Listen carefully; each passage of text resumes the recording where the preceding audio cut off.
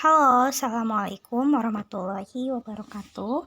Seperti biasa, teman-teman, di sini saya membuat sebuah video singkat mengenai materi kita kemarin, yakni mengenai pertemuan ketujuh yang membahas menulis tentang cerpen. Oke, jadi materi kita hari ini yakni membahas mengenai tokoh, karakter, dan penokohan. Secara sekilas, tokoh, karakter, dan juga penokohan merupakan hal yang sama, tapi pada kesempatan kali ini saya akan menjelaskan bahwasanya tokoh, karakter, dan penokohan ini adalah suatu hal yang berbeda ya teman-teman, walaupun memang betul secara gamblangnya sama, tapi secara mendalamnya atau secara terperinci itu berbeda ya. Nah, jadi sebelum teman-teman melanjutkan menonton video ini, aku mau teman-teman berhenti dulu, kemudian buka kolom deskripsi atau kolom Google Classroom-nya. Di situ akan saya cantumkan sebuah link video YouTube yang berdurasi sekitar 5 menit. Silakan teman-teman lihat dulu ya videonya, karena video tersebut akan menjadi contoh atau relate, nyambung dengan pembahasan untuk pertemuan kita kali ini. Oke, kita ke tokoh. Nah, menurut Aminuddin dalam Nurgiantoro tahun 1995 halaman 79, yang dimana Aminuddin ini adalah seorang penulis artikel untuk karya sastra ya teman-teman. Nah, Aminuddin ini berpendapat bahwasanya tokoh adalah pelaku yang mengemban peristiwa dalam cerita fiksi, sehingga peristiwa itu mampu menjalin suatu cerita. Sedangkan menurut KBBI, tokoh adalah pemegang peran atau peran utama dalam roman atau drama. Jadi, dapat kita simpulkan bahwasanya tokoh adalah orang yang memerankan suatu peran dalam suatu karya sastra, baik itu cerpen, novel, puisi mungkin kalau ada ya, karena ada beberapa puisi yang menggunakan nama juga, ataupun drama, film, dan lain sebagainya. Tokoh memiliki beberapa jenis. Nah, ada 3 jenis ya. Tokoh utama adalah merupakan tokoh yang memiliki peran paling banyak dalam cerita, yang dimana perannya ini sering muncul, sering hadir. Nah, kalau misalnya dalam sebuah film misalnya ya, si tokoh tersebut sering muncul, sering hadir, sering disebutkan. Kalau misalnya dalam novel atau cerpen, berarti dia merupakan tokoh utama dalam film atau cerita tersebut. Nah, kemudian ada juga tokoh figuran nih. Nah, tokoh figuran adalah tokoh yang munculnya hanya sesekali. Nah, contohnya ini kayak ibu, bapak, saudara, teman, kayak gitu kan. Biasanya ada tuh di cerpen-cerpen atau di film-film dimana dia cuma keluarnya sesekali aja nih. Nah, ada juga tokoh pembantu. Nah, tokoh pembantu dia memiliki peran yang nggak penting. Sebenarnya tokoh pembantu ini dibilang penting, nggak juga. Kalau dibilang nggak penting, nggak juga. Sehingga kehadirannya hanya sekedar menunjang tokoh utama. Betul, contohnya kayak gini ya untuk tokoh pembantu. Misalnya kalian ada dalam situasi atau film ataupun novel atau cerita gitu ya, yang berlatarkan lagi di pasar. Nah, kemudian pemeran utamanya misalnya si Ina. Kemudian tokoh figurannya ini misalnya si ibu, yang dimana si Ina sama ibu ini tuh lagi pergi ke pasar mau membeli sayur mayur misalnya. Nah, kemudian di pasar otomatis rame dong, masa iya sepi gitu kan, kayak di kuburan, gak mungkin. Maka dari itu hadirlah tokoh pembantu di mana seperti tukang jual sayurnya, tukang jual buah-buahan, tukang jual ikan, terus tukang jual ayam, kemudian pembeli, tukang ojek, pengemis, pengamen, dan lain-lain. Nah, mereka ini merupakan tokoh pembantu yang menunjang keadaan tersebut agar terasa nyata seperti di pasar. Nah, kayak gitu ya teman-teman. Nah, sekarang setelah kita membahas mengenai tokoh, sekarang kita masuk ke pembahasan karakter.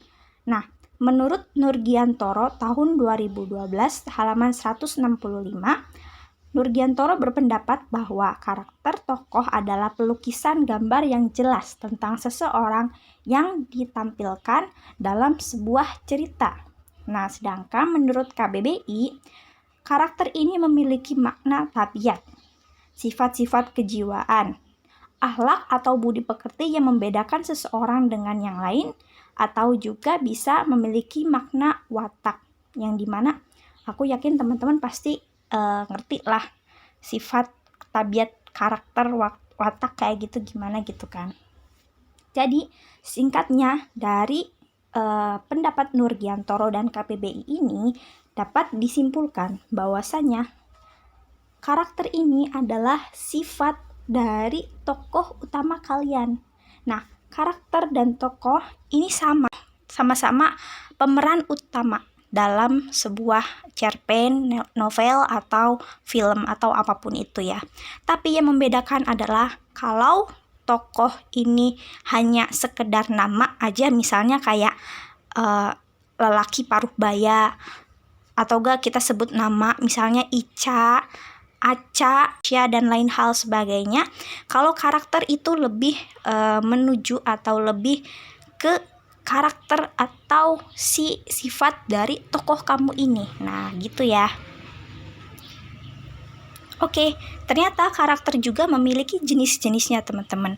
Dan aku yakin pasti teman-teman udah ngedengar ya atau tahu karakter itu yang protagonis dan antagonis. Nah, di sini saya akan menambahkan tritagonis dalam jenis karakter. Nah, pertama itu protagonis, yang dimana tokoh yang menjadi aktor atau pemeran utama. Betul sekali, protagonis merupakan aktor atau tokoh utama dalam cerita. Nggak cerita aja ya, semua karya sastra. Dan biasanya protagonis ini memiliki sifat yang baik, sifat yang positif lah intinya gitu, kayak misalnya baik, ramah, nggak sombong, perhatian, dan hal-hal baik lainnya lah. Sedangkan kalau antagonis adalah dia juga menjadi pemeran utama dan menjadi lawan dari tokoh protagonis. Tentunya dalam segala hal pasti ada sisi buruk dan sisi baik. Nah, begitu pula dalam karya sastra, terutama dalam cerpen ya, ada protagonis, ada antagonis, ada antonim, ada sinonim gitu, istilahnya kayak gitu ya. Kemudian antagonis ini kebalikan dari protagonis. Kalau protagonis baik, berarti si antagonisnya jahat.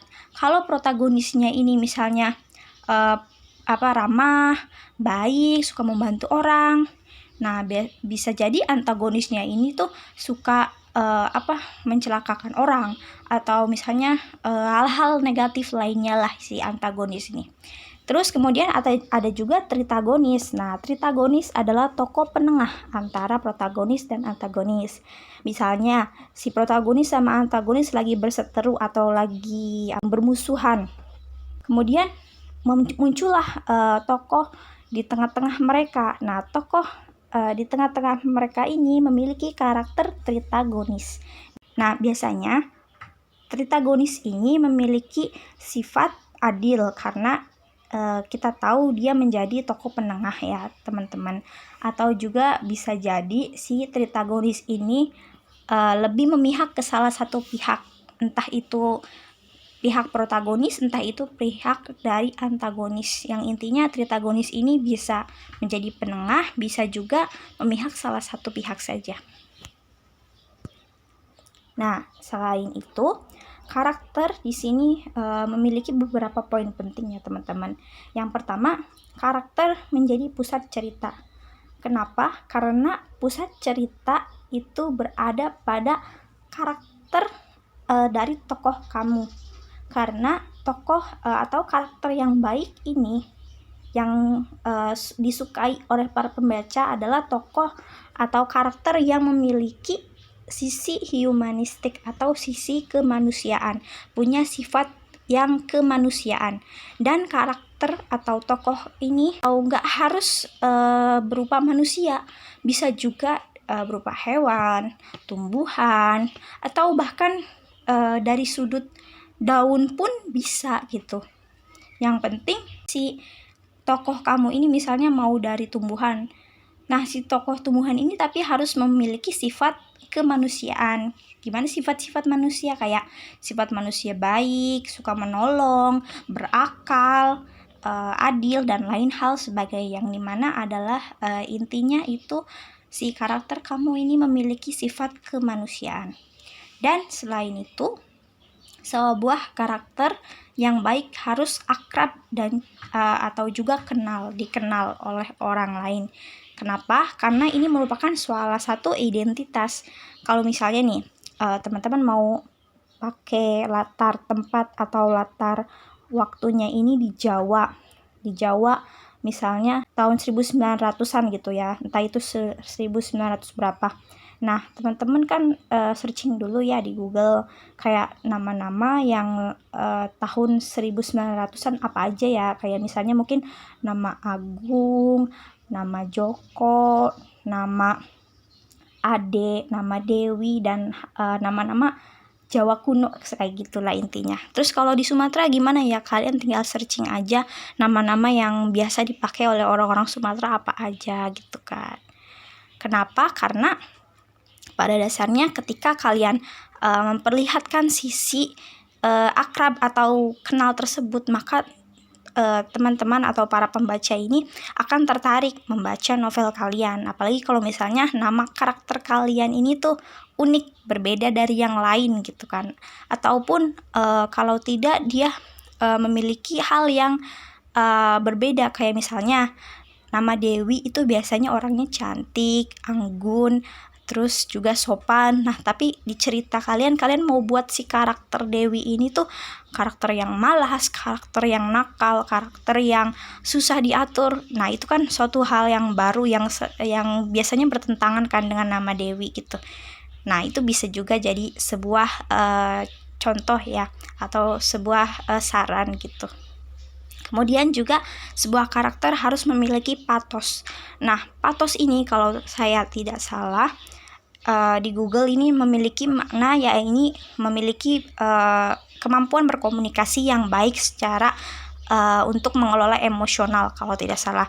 Nah, tapi patos dalam karya sastra itu digunakan untuk menggambarkan luka lama atau luka trauma dari karakter kamu, sehingga karakter kamu yang punya luka trauma atau punya luka masa lalu, seiring berjalannya waktu si luka lama ini tuh jadi membaik.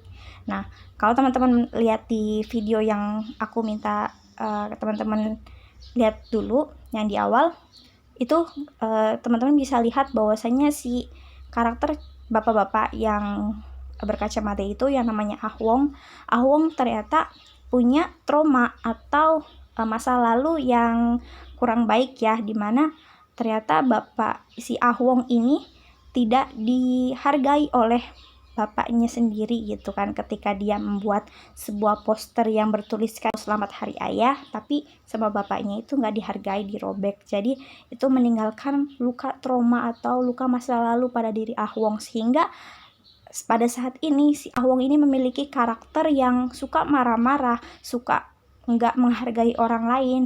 Tapi setelah itu si Ahwong ini seiring dengan berjalannya waktu dia introspeksi diri, kemudian dia berubah menjadi Ahwong yang lebih baik, yang menyayangi keluarganya, yang menghargai orang lain, peduli akan sesama. Nah, itu yang namanya patos, yang dimana karakter kamu memiliki masa lalu, kemudian masa lalunya ini mempengaruhi sifat atau karakter dia pada saat sekarang, dan kemudian dengan seiring berjalannya waktu sifat sekarang dia yang jelek ini akan berubah menjadi lebih baik lagi lah intinya gitu. Kemudian karena karakter merupakan pusat cerita yang harus memiliki sisi kemanusiaan, maka dari itu masukkanlah karakter dalam tokoh kamu ini memiliki dua sisi, yakni sisi baik dan sisi buruk. Seperti Ahwong tadi, dia punya sisi baik dan dia juga punya sisi buruk. Nah, ini kemudian yang terakhir yakni penokohan. Nah, menurut Kementerian Pendidikan dan Kebudayaan Republik Indonesia, penokohan adalah penggambaran secara jelas mengenai seorang tokoh yang ditampilkan dalam sebuah cerita. Nah, jenis penokohan ini dibagi menjadi dua. Kalau secara secara bahasanya ini ada deskriptif atau analitik dan juga dramatik.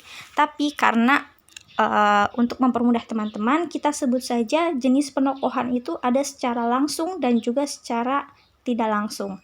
Nah, kalau secara langsung ini, pengarang langsung melukiskan atau menyebutkan secara terperinci bagaimana watak sang tokoh, bagaimana ciri-ciri fisiknya, apa pekerjaannya, dan sebagainya. Sedangkan kalau secara tidak langsung ini, metode penokohan yang dicerminkan. Jadi, pengarang atau penulis mencerminkan atau menjelaskan secara tidak langsung si watak tokoh tersebut, atau penggambaran sifatnya ini melalui penggambaran fisik, dialog antar tokoh, pikiran yang dituliskan dalam narasi atau seperti monolog ya, dan lain sebagainya. Nah, untuk mempermudah teman-teman memahami gimana sih Kak contoh jenis penokohan secara langsung dan secara tidak langsung, di sini aku punya contohnya. Nah, di sini teman-teman bisa lihat secara langsung ini contohnya pria itu sangat sabar ya. Nah, sangat sabar, di situ kita bisa baca nih. Kalimat sabar itu menjelaskan sifat tokohnya dan itu secara langsung dituliskan sehingga kita bisa tahu oh pria itu sabar. Kemudian ada juga di bawahnya, Ina memiliki rupa yang jelita. Oke, kita langsung tahu bahwasanya tokoh yang namanya Ina itu punya wajah yang jelita atau cantik. Yang dimana menjelaskan tentang fisik dari tokoh Ina. Kemudian yang terakhir, wanita penghuni kamar 7 ternyata seorang pekerja kantor, yang dimana di situ penulis menjelaskan bahwasanya wanita itu bekerja sebagai pekerjaan kantor, yang menjelaskan tentang pekerjaannya secara langsung, dan kita tahu oh pria itu sabar, oh Ina itu cantik, oh wanita itu seorang pekerja kantor, ternyata seperti itu. Nah, untuk yang secara tidak langsung ini, karena memang pada jenisnya saja secara tidak langsung alias sifat atau watak atau ciri-cirinya ini disembunyikan oleh pengarang. Jadi di sini dibutuhkan analisis lebih, atau teman-teman bacanya itu nggak cukup sekali ya untuk mengetahui penokohannya ini bagaimana. Karena di sini nggak dituliskan secara langsung atau seperti yang contoh di sampingnya. Contohnya di sini. Suatu hari Mulyo pergi ke rumah milik temannya yang biasa dijadikan tempat transaksi minuman keras. Nah, dapat kita simpulkan bahwasanya oh Mulyo ini pergi ke rumah temannya yang dijadikan transaksi minuman keras. Berarti si Mulyo ini orang yang gak bener nih, karena kita tahu bagi orang-orang muslim minuman keras itu dilarang, haram gitu kan, gak boleh. Berarti otomatis si Mulyo ini anak yang nakal gitu kan, atau punya sifat yang gak baik. Tapi kalau misalnya kita cuma bacanya itu cuma sampai transaksi minuman keras dan gak dilanjut sampai akhir, sampai tamat cerita tersebut, kita gak tahu sebenarnya mungkin si Mulyo ini datang ke rumah temennya ini buat menasehati temennya, kayak kamu jangan transaksi minuman keras, itu gak boleh, itu suatu hal yang dicela, suatu hal yang tidak diperbolehkan oleh agama kita, bisa jadi seperti itu. Maka dari itu, untuk penokohan yang secara tidak langsung seperti melalui pemikiran dari tokohnya atau dialog antar tokoh atau penggambaran secara fisik, atau contohnya kayak yang di sini, itu teman-teman harus baca dulu dari awal sampai akhir, baru deh nanti ketemu penokohan dari cerpen tersebut, apakah secara langsung atau secara tidak langsung. Nah, kemudian ini di akhir yakni tugas kelompok. Teman-teman masih ingat dong tugas yang kemarin yang metaforisme melalui website Padlet. Nah, di sini aku juga kasih linknya, masih tetap ya pakai tugas yang metaforisme kemarin karena berkelompok. Bagi yang belum mengerjakan metaforisme atau mencari dan berdiskusi mengenai amanat atau nilai moral dari cerpen kelompok kalian masing-masing, silakan dikerjakan ya metaforismenya. Nah, bagi yang sudah ataupun yang sekalian untuk tugas minggu ini, silakan teman-teman buka kembali Padletnya, kemudian bersama dengan kelompoknya silakan berdiskusi mengenai cerpen kalian masing-masing dan cari mengenai tokoh, karakter, dan juga penokohan dari cerpen kalian ya. Kayak tokoh utamanya siapa nih, tokoh pembantunya siapa, tokoh figurannya siapa. Kak, adanya tokoh utama aja, tokoh pembantu sama tokoh figuran nggak ada, ya nggak apa-apa. Berarti kan sesuai dengan cerpen kalian aja, adanya tokoh utama, nggak apa-apa, tulis aja ya. Kemudian sifatnya apa nih dia gitu kan, tulis misalnya sifatnya protagonis, dalam kurung baik, perhatian, atau apa gitu ya. Kemudian penokohannya gimana nih, secara langsung atau secara tidak langsung. Nah, silakan diskusikan dengan teman kelompok kalian ya. Saya beri waktu sampai pertemuan kita untuk minggu depan, sekitar 1 minggu ya teman-teman. Oke, mungkin itu yang bisa saya jelaskan di video ini. Jika ada yang ingin ditanyakan, silakan japri lewat WA ya, karena saya selalu standby di WA 24 jam. Terima kasih. Wassalamualaikum warahmatullahi wabarakatuh.